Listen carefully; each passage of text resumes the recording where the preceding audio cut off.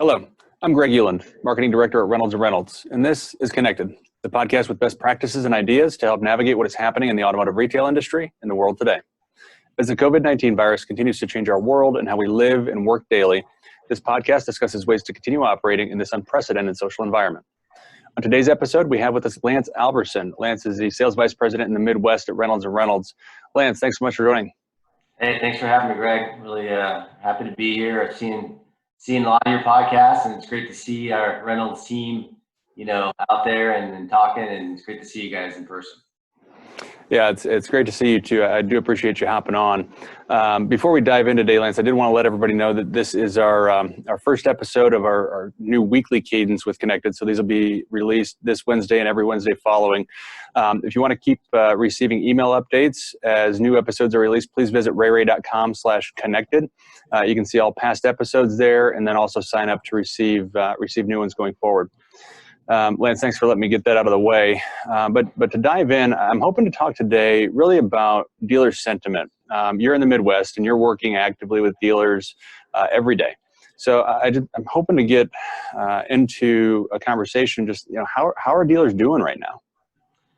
Greg, with my career with Reynolds, I've worked on different areas of the country, on the East Coast, West Coast, and here in the Midwest. And every city, every dealership, they're all different. Really, no two stores, are alike. They all have different customers as well. But broadly speaking, from what we're seeing in the Midwest, that it's going in a positive direction. They're starting to see a little bit of a light at the end of the tunnel. The fear of the unknown drives certain behavior or lack thereof in certain circumstances. The end of March and really most of April, customers kind of sheltering in place, not going anywhere, not doing much. And that's continuing as we get into May for obvious reasons for public safety and health. But we are seeing a little bit of an uptick, in confidence in the future of coming out of this. One of the things our dealers, they to be considered essential businesses. And, we've really seen that it's absolutely no doubt that they should be. As we come out of this, people having a personal vehicle is really, in my opinion, never been more important. You see people that are in metro areas kind of rethinking, should I take that metro transit or mass transportation, or should I get in my own vehicle, right? So you have this new set of buyers coming into the market as well. There's a huge set of kind of leases coming to term. We're talking to dealers. There's a lot of pent up demand for service and repairs. So we're seeing that customers have to have their vehicles and they have to have those car dealerships to keep them on the road. And so now more than ever, they've really been essential to getting us out of this. Yeah, I definitely agree.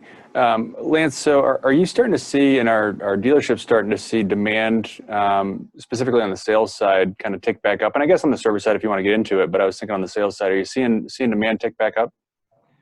Well, yeah. I mean, it's certainly not where it was, and it's not where, we want it to be.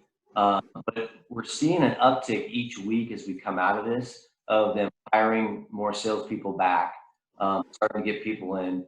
And the clientele has shifted a little bit, and there's still demand there.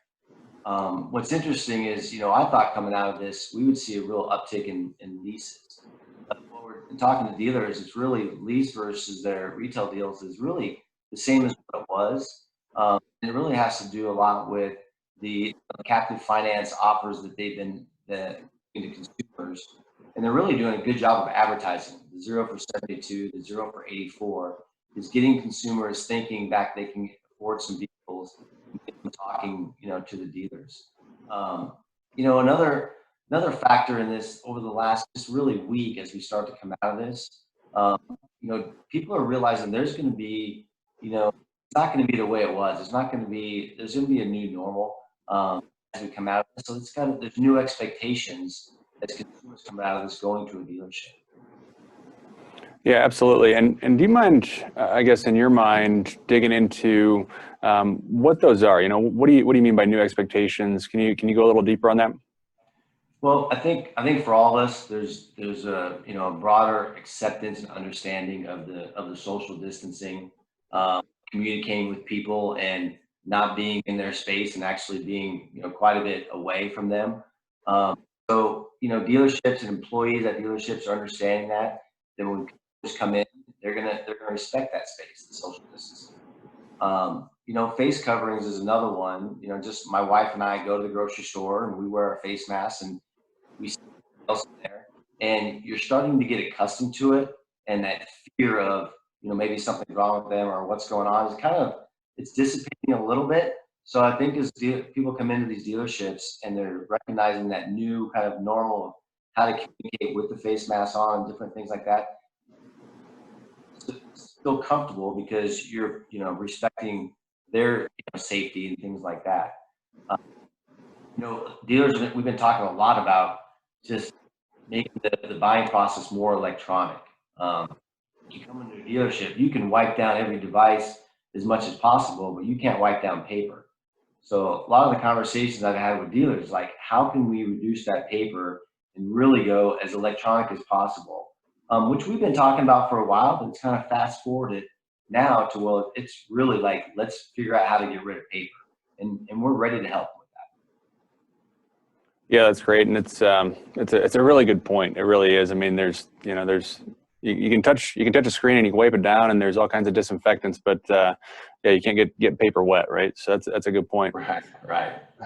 Well, Lance, I definitely appreciate you taking time out of your schedule today and hopping on to talk through some of this stuff. It's good to hear that some of the things that you're seeing as far as at least some positivity in the marketplace. While we're here, while we have the audience, is there anything else that you want to touch on or anything you want to say?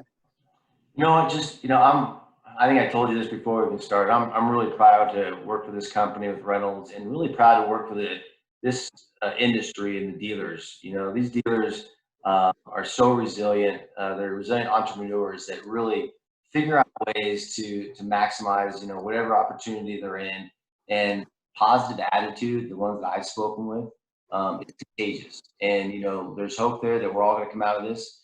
And really, Reynolds and the people I work with internally, we've been really trying to help our dealers survive as they come out of this. And now the focus is more on how can we thrive.